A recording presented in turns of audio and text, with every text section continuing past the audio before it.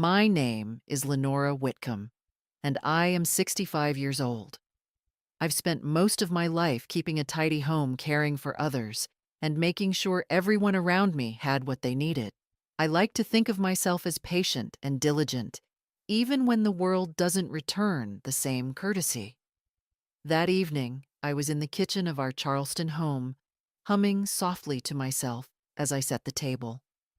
The soup simmered gently on the stove, a simple vegetable recipe I'd made 1,000 times, and I thought about the quiet of the house before Ethan came home. Ethan, my son, 38, sharp-minded, and always so particular, had been working late at his office downtown. Savannah, his wife, was visiting a client event tonight, which left just the two of us for dinner. I ladled the steaming soup into bowls, carefully arranging slices of toasted bread on the side, and set them on the table. Everything looked neat. Everything smelled inviting. I told myself it would be just another normal evening, a brief reprieve from the tension that often lingered like a shadow in our home. The front door clicked open. Ethan stepped inside, already scanning the kitchen with a critical eye. His expression tightened when he saw the table, and my heart sank a little. He plopped down in his chair, face set in that familiar look of impatience, and scooped up a spoonful of soup. "What is this?" he barked, spitting it back into the bowl. "It has no salt. It's as bland as water." "I'm sorry, Ethan," I stammered, reaching to adjust the bowl, but it was too late. In a blur of motion, his hand shot out, and I felt the sharp sting of his palm against my cheek. I stumbled backward, my back hitting the edge of the counter. The bowl clattered to the floor, soup splattering across the tiles. My cheek burned, and a taste of copper filled my mouth from a split lip. 40 years of cooking, and you can't even make a simple soup, he yelled, grabbing my arm so hard I knew it would bruise. I tried to pull away, but his grip was iron. I could only feel the humiliation settle in my chest, heavier than the pain on my skin. When he finally released me, I pressed my hand to my face, trying to calm my shaking. The room was silent, except for the ticking of the kitchen clock. I glanced down at the ruined soup, the scattered bread, and the first blush of tears on my cheeks. Everything I had done to please him, every careful measurement, every recipe perfected over decades, had not mattered. The evening stretched ahead, and I knew this would not be the end of it. My body ached. My mind reeled, and yet I rose slowly, gathering the pieces, preparing for the morning that was coming. The morning light filtered weakly through the shutters, painting faint stripes across the hardwood floor. I stirred awake, wincing, as a dull ache radiated through my cheek and jaw. My back and arms throbbed from yesterday evening's struggle, and my lips still tingled sharply. I touched it gently and tasted the lingering copper of a small cut. I had barely slept, lying in the quiet darkness and replaying the slap over and over. Despite the pain, I moved through the familiar motions of my morning routine.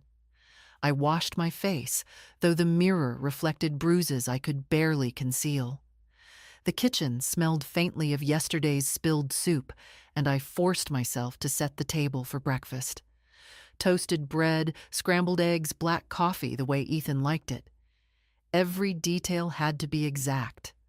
My hands trembled slightly as I arranged the plates, counting each slice and spoonful silently. Ethan came down the stairs, already dressed in his impeccable gray suit. He didn't glance at me scrolling on his phone while standing rigidly by the table. "Breakfast," he said, without looking up. Voice clipped. "Hurry. I have an important meeting." His tone was normal, almost polite, but the weight of expectation hung over me like a storm cloud. One wrong movement, one delayed step, one imperfect plate, and the anger from last night could easily flare again. Just then, Savannah entered.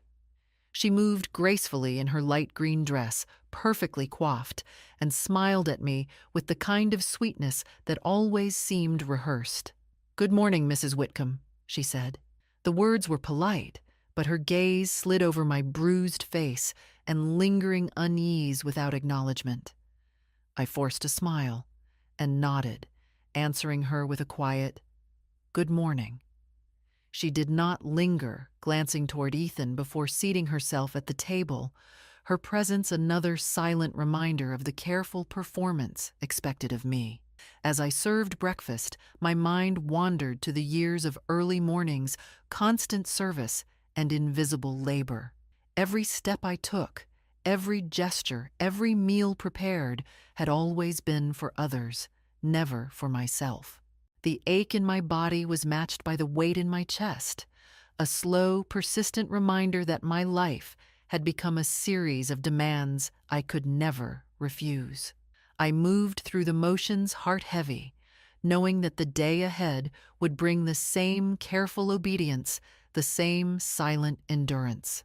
I sank into the worn kitchen chair, resting my aching back against the hard wood, and let my mind drift through the years. 40 years of life spent keeping schedules, balancing budgets, and running a household that was never truly mine. I remembered the early days when Ethan was a boy with soft curls and bright eyes, and I would rise at dawn to make his breakfast before heading to my secretarial job at Sullivan and Associates. I worked tirelessly, often double shifts, to ensure he never wanted for anything. Designer clothes, piano lessons, summer camps, I gave him everything, even when it meant skipping meals myself. At the time, I had believed love meant sacrifice, that a mother's duty was endless and unquestioned. Slowly, the pattern took root. Small humiliations began creeping in, subtle comments that cut deeper than any slap. "Mom, your shirt is wrinkled. The floor isn't clean enough. Why is the bathroom so cluttered?" At first, I rationalized them as the impatient complaints of a growing child, or perhaps the stress of a busy executive. But the years added weight to these remarks, each one a reminder that my labor, my care, my very existence was never appreciated for itself. I thought about my autonomy, the freedom I once held when I lived alone, walking the streets of Charleston or tending my small garden in the morning sunlight. That freedom had slowly evaporated. My bank account, once solely mine, had become a tool in Ethan's hands. My time, my energy, my home, all bending to the whims of another. Even the smallest deviations from his expectations, misplaced silverware, a slightly uneven slice of bread, felt like failure, and failure was punished. There were moments when I wondered how I had allowed it to happen. Opportunities missed. Friendships, set aside chances to travel or invest in myself, all traded for the illusion of family harmony. And yet I stayed. I told myself it was love, duty, responsibility. Each compromise, each sacrifice, each silent nod to his power had chained me more tightly to a life that was no longer mine. Now, as I nursed the lingering sting on my cheek from yesterday's slap, I saw the pattern clearly. The obedience, the careful calculations, the years of hiding bruises and swallowing indignities, they weren't temporary measures. They had become a prison of my own making, or at least a prison I allowed to grow around me.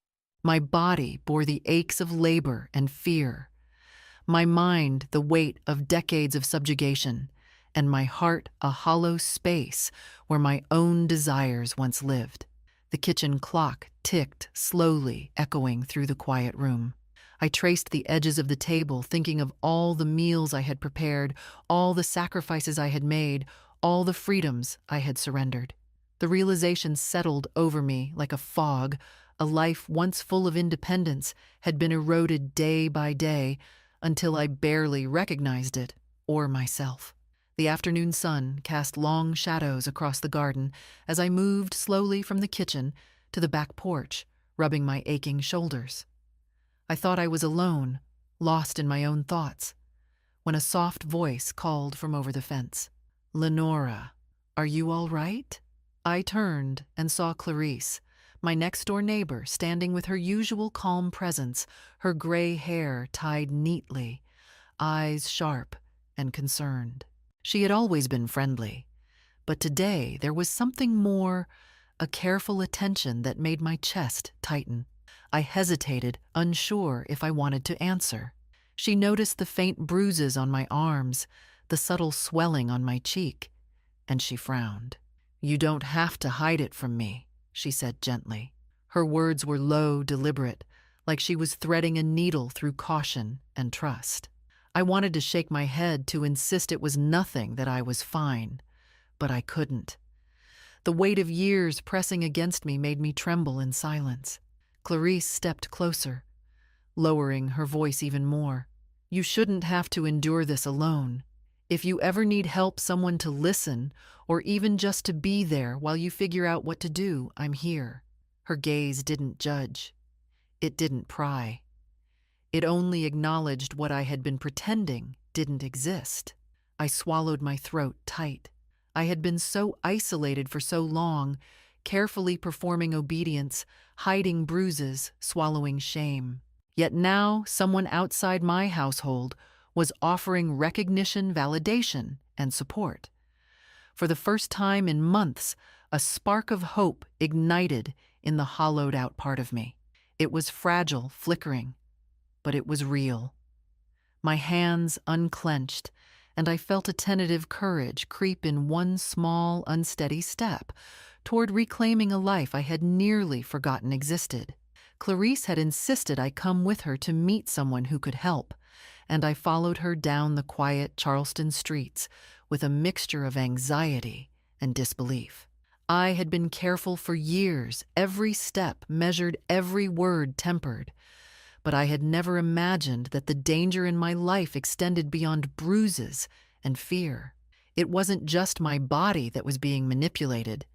It was my finances, my security, my independence. We arrived at a modest office building, tucked between the historic brick facades downtown. Inside, a woman in her 40s, with a sharp gaze and calm authority, waited. "Lenora Whitcomb?" she asked, extending a hand. "I'm Brenda Morales. I specialize in cases of domestic abuse and financial exploitation." Her presence radiated confidence, and for the first time in months, I felt a small, cautious relief.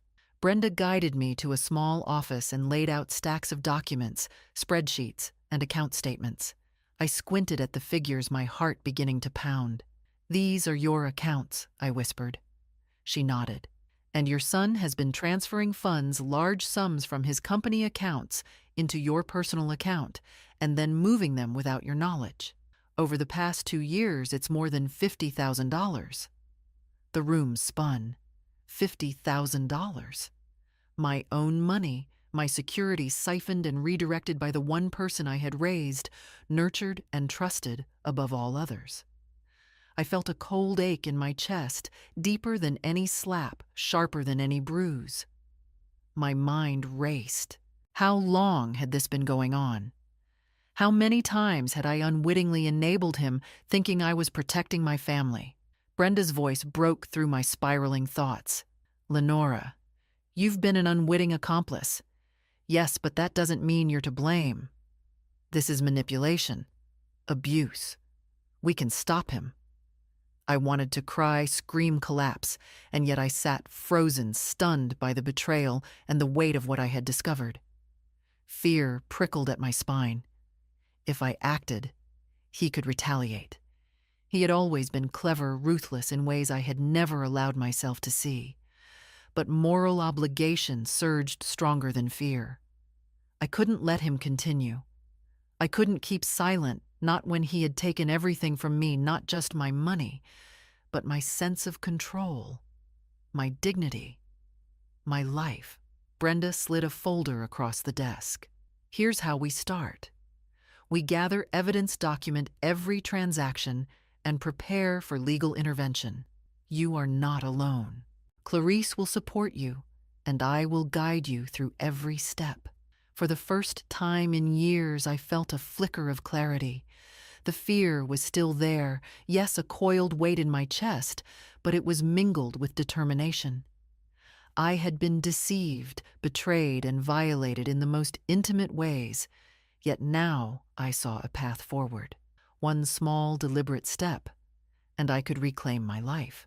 The documents sat heavy before me, but I straightened my shoulders. It was time to act not out of anger alone, but to reclaim everything he had taken from me. Brenda spread the documents across the small office table, her fingers tracing the spreadsheets like a conductor directing an orchestra.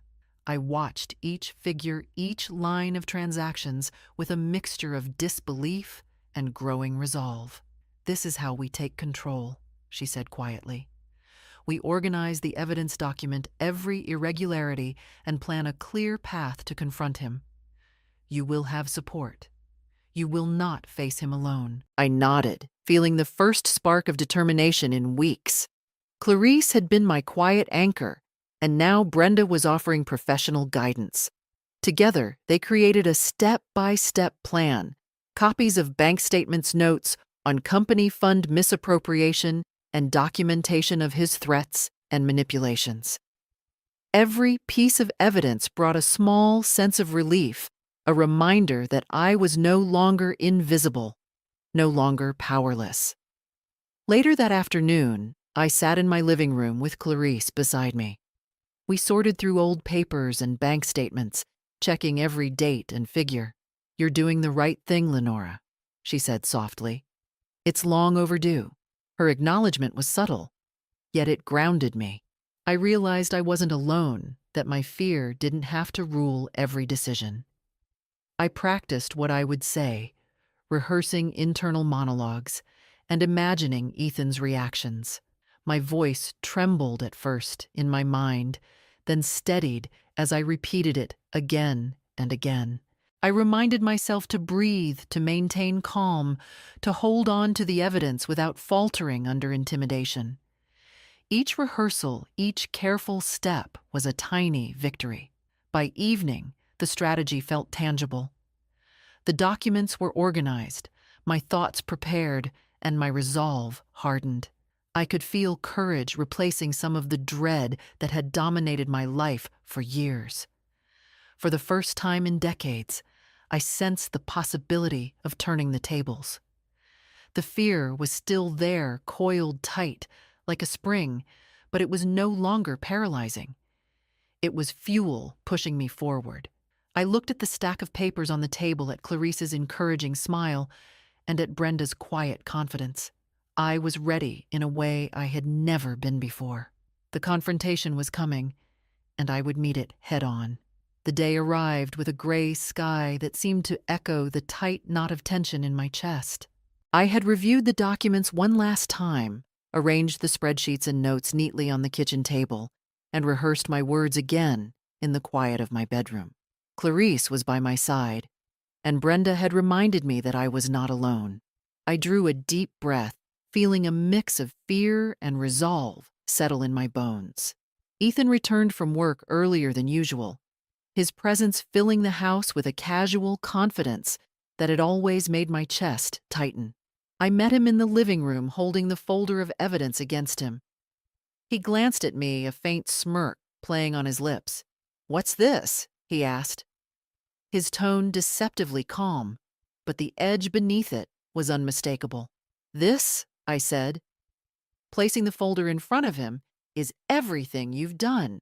Your financial manipulations, transfers from company funds, and your abuse. I've documented it all." His smirk faltered, replaced by a flicker of irritation. "Lenora, you're overreacting. You don't know what you're saying." "I know exactly what I'm saying," I replied, my voice steady, despite the adrenaline coursing through me. I glanced at Clarice, who nodded subtly, and Brenda, whose expression was calm but sharp. They were my shield and my reinforcement. Ethan's eyes narrowed. "If you expose this, you'll ruin me. You'll ruin yourself too. Nobody will believe you, and you'll be responsible for everything collapsing."